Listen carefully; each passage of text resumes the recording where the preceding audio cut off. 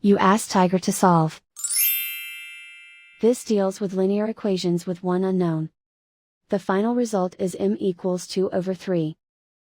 Let's solve it step by step. Isolate the m. Multiply both sides by m. Expand the parentheses. Simplify the arithmetic. Multiply by 0. Isolate the m. Multiply both sides by m-1. Expand the parentheses.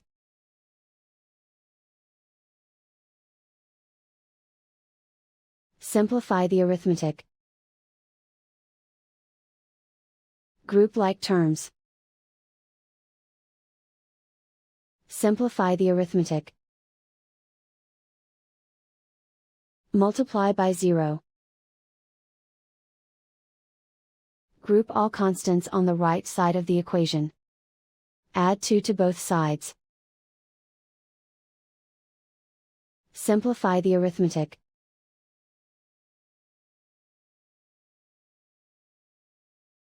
Isolate the m.